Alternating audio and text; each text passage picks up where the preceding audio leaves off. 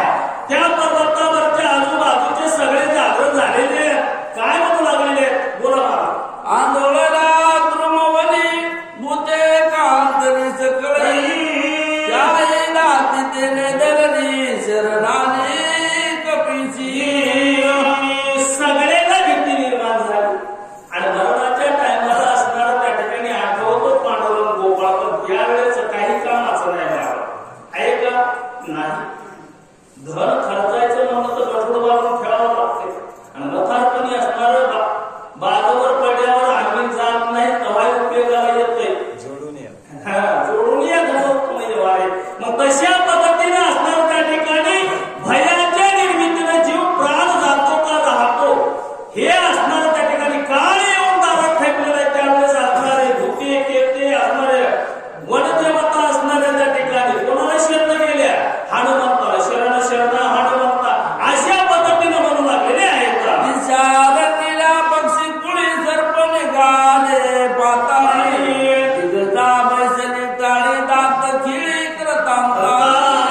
कृतांत शब्द वापरलेला आहे बापू कृतांत म्हणजे काळालाही दरारा लावणारा असा कृतांत आणि तेही असणारा त्या ठिकाणी त्याचंही दाभाड खालच्या वर व्हायला गेलेलं आहे भीतीच्या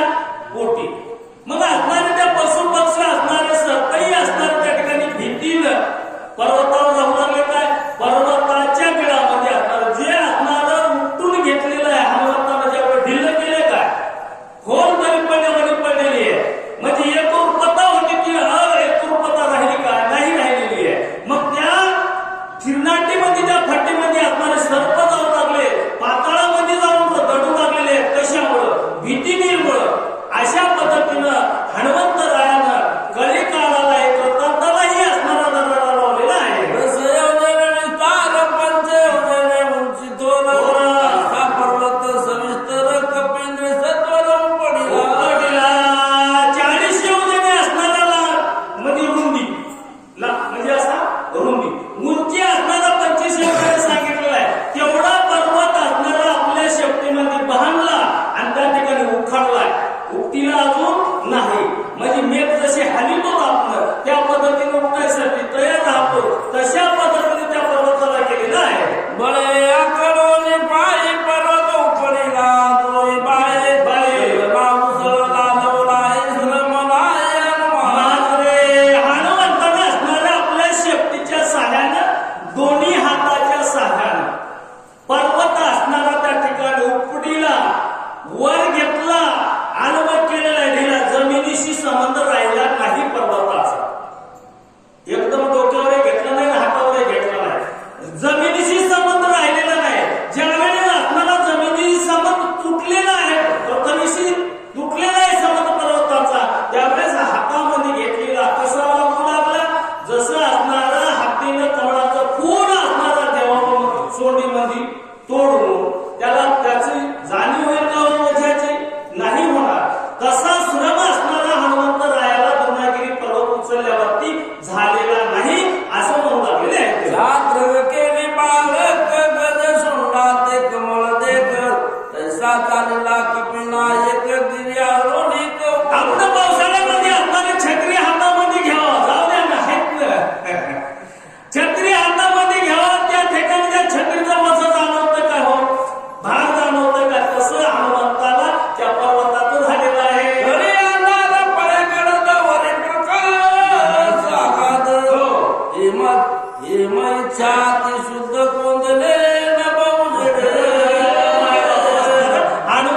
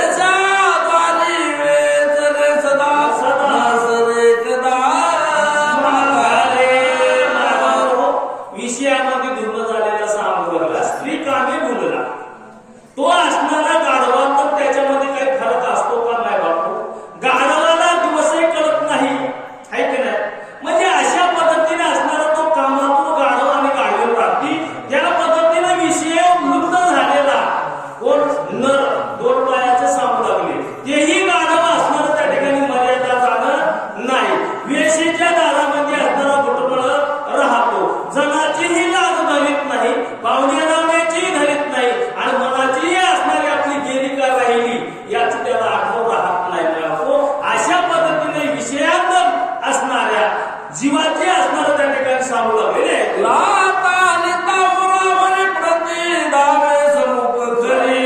पदाभी घात मुखावरी आवडे करे ज्या वेळेला असणारं त्या गाढवीने असणाऱ्या गाढवाच्या मुखावर लात जरी मारली तर त्या ठिकाणी तो खरा असणारा गाढव असणारा त्या ठिकाणी प्रीतीनं ते असणार तिचे लात मारून असणारा सहन करतो म्हणजे ईशान्य झालेला. तशा पद्धतीनं असणारं सांगू लागले बाबा माणूसही असणारा ईशान्य झालेला स्त्रीलपट झालेला वेशेच्या नादी लागलेला असणारा त्या ठिकाणी तिनं कितीही असणारं त्या ठिकाणी झिडझिडी केलं हाडाहाड केलं त्या ठिकाणी पशु भेडीता उरता पडे काय जर कुत्र्याला हाड म्हणलं तर कुत्रा असणारा इथून तर नित्य बाजूला जाऊन थांबतंय पण ईशान्य झालेले खर ईशान्य झालेले माणसं त्या ठिकाणी कितीही त्याला हाडाहाडपणा त्याच्यावर लाताही असणाऱ्या घाला तरी ती जागा सोडित नाही ते दरबडता सोडित नाही अशा पद्धतीने म्हणू लागले. ऐसा पुरुष कामाचारी सुखाचे माने निर्धारे पाऊल धावणे तुम्ही हृदयावर ईशान्य झालेला त्या स्त्रीलपट झालेला असणाऱ्या त्या स्त्रीच्या शब्दाच्या बाहेर असणारा जात नाही. प्रत्येक शब्द तिचं प्रमाण मानतो प्रमाण कारण त्या जर सोडून गेलं तर असणारा इंडियाला ईशान्य झालेल्या व्यक्तीला असणारं काय दुःख निर्माण होतंय त्यामुळं असणारा त्या ठिकाणी तिचं पाऊलही दूर जाऊ देत नाही म्हणू लागलेले आहेत. मने जर मांतरीचे फळले बाकीचे पदक मला लागले अबागेवर ताबे रागे कष्ट ईशान्य झालेले असणारं त्या ठिकाणी माणसं काय म्हणतात बाबा या ईशान्य झालेले म्हणू लागले बा हिचे पद कमल जरी लागतं तर त्या ठिकाणी धन्यत्व मानतो आणि वैराग्य जे परमार्थ करणारे आहेत जे योग्य यागी झालेले आहेत ते विनाकरण असणार झालेले नाही. हे सुख द्यायला अनुभवायला येत नाही. आम्ही किती भाग्यवंत आहात असे ते ईशान्य झालेले असणार त्या ठिकाणी माणसं म्हणत असतात. श्रीकामाची ऐशिणीचे कमत गाची स्थिती वेदून पदारीची संपत्ती होते मायबापो ईशान्य झालेल्या व्यक्तीची असणारी जीवाची आपण असणारी हकीकत ऐकलेली आहे. आता असणारं धनलोभ्याची असणारी तुम्हाला विचक्षण ऐकायला मिळणार आहे. धनलोभी असणारा कसा राहतो त्या धनामध्ये कसा उरफाटून जातो याचं वर्णन आपल्याला ऐकायला मिळणार आहे. जे नेत्र जे नेत्रव्यायिक भोग डोळे साक स्वर्गे सुखातुडे निष्काम तरी डोळ्या पुढे तिथे रोकडे मोक्ष सुखी धनानं असणारं माझं धन कमीलेलं आहे ज्याच्याकडे धन आहे त्यानं असणारं त्या ठिकाणी स्वर्गाचं मोक्षाचं हे साधता येते साधायचं नाही का धनानं त्या ठिकाणी अन्नदान केलेलं आहे. धन जोडायला उत्तम येव आहे की नाही. मग चांगल्या कार्यामध्ये जर धनाचा उपयोग केला तर त्यानं मोक्षही मिळाला जातो देवाची प्राप्तीही होती. पण जे आदम आहेत धनलोभी आहेत त्या ठिकाणी त्याच्या नशिबी हे लागते का अजिबात लागत नाही अशा पद्धतीने बोलू लागलेले. रे चोरी आयसे धन करिता ते मद्यपान हे निजात्म घाती संपूर्ण नरक सेवन कल्प मानव पेनाराची असणारं सांगू लागले मध्यपी पेनाराची घरचं कमिता घरचा मारता लिखता पट्टी घरची आणता संघ 4-5 राहतात निमित पट्टी असणार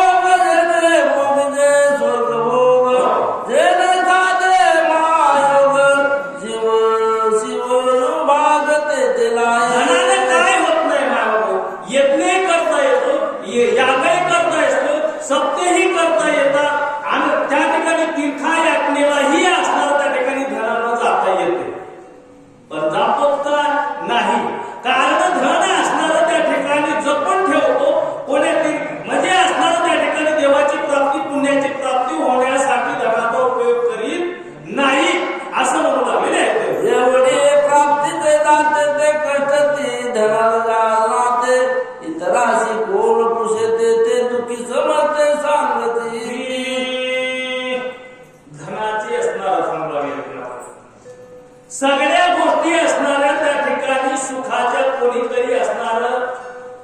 सगळे माग कशाचे लागलेले याच्याच ना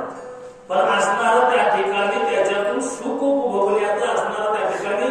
महात्मा मान करून घेतलेलं आहे का माहिती करून घेतलेली आहे त्याच्यासारखं वागल्या गेलेलं आहे काय नाही मागावं सगळेजण धनाच्या मागे लागलेले आहेत म्हणून या ठिकाणी असणार कोणी सुखी नाही अशा पद्धतीने म्हणून लागलेले आहेत देवधर्म देणती काही परोकार ठाऊका नाही श्राद्धाची संभावना नाही निराश पायी सदा पितरे माय बापू असणार सांगू लागले बा या घराला असणार ज्यांना असणार ज्याच्या नावाचे असणार आपल्याला जायदाद मिळालेले सगळं मिळालेलं आहे सगळ्या वैभवामध्ये आहे पण असणार धन कमीनारे असणारे पितृ सुद्धा करीत नाही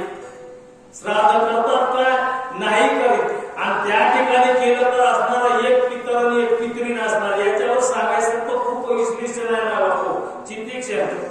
आणि त्या ठिकाणी सांगितलेलं म्हणजे धनाचा उपयोग असणारा चांगल्या पद्धतीने कोणी न घेणाऱ्याच सांगू लागलेले आहे जे धनाचा जवळ ते प्राणाची जाऊ पाय जनावराची नेणे सोय आजे ते काय करी धनाच्या साठी असणारा त्या ठिकाणी धन त्याचं जर थोडंही खर्च झालं विनाकारण किंवा कारण जरी झालं खर्च तर त्याला वाटते माझा प्राण जाते का काय अशी अवस्था असणारी धन लुब्ध्या माणसाची असणाऱ्या जीवाची होती असं म्हणून लागले घरची जोडीने संपत्ती ते ठेवली हाती निघोती तोंडी दगड माती घाली ती आपण मरती घेऊन धन म्हणून असणाऱ्या त्या ठिकाणी आपल्या प्राणालाही असणाऱ्या जीवाला चांगलं चुकलं खात नाही माती मुखामध्ये पडते दगड मोठेही पडतात आणि शेवटी धन कोणाच्या कामाला येते हो मागल्याच्या आणि त्या धनासाठीच असणार राजराजे कोण म्हणलं होतं ते तो रावण म्हणला होता आणि त्यावेळेस असणार राक्षसाला सुबुद्धी सुचली त्या ठिकाणी काय नेहमी म्हणला वाचून आलं तर त्या धनराजाचा उपयोग होईल मग आपण बाबा होईल काय नाही होणार मग तशा पद्धतीने असणार आपण मेल्यावर त्या धनाचा उपयोग काय होणार मग जोपर्यंत असणार त्या ठिकाणी धन आपल्यावर आहे जवळ आहे आपल्या हातात चाबी आहेत का तोपर्यंत असणार देवदेवाला जा दान धर्म करा ते पुण्य असणार तुमच्या सोबत येईल नाहीतर असणारी अधोगती होईल असं म्हणू लागलेले ऐशी एक एकाची जाती आता पाहत सोय देते दोन्ही एकत्र देते मिळती ते दुःख किती सांगावे मग या गोष्टीमुळे या धनानं आपल्याला असणारं त्या ठिकाणी काही होतो म्हणलं तरी होता येते किती पुण्य करता येते या धनानं पण मायबापू या धनाचा जर असणारा उपयोग चांगल्या पद्धतीने केला तर धन जोडू नका असणारं साधू संतांनी सांगितलं नाही मायबापू शास्त्राने म्हणले का धन करू नका म्हणून धन जोडाले उत्तम व्यवहारे या धनानं असणारा तुम्हाला मुक्ती मिळती मोक्षही मिळाल्या जात देवाचीही प्राप्ती होती जन्म मरण्यातून फेराही चुकीचा येतो आणि यमाची चाचणीही चुकवता येते पण उत्तम व्यवहार जर वापर केला तर काही जण असणार धन म्हणून कमी होतात खूप पण त्या धनाचा उपयोग चांगल्या पद्धतीने घेत नाही आणि यमाचा पावना झाल्याशिवाय जात नाही शास्त्री मध्ये मातला विमानी विचार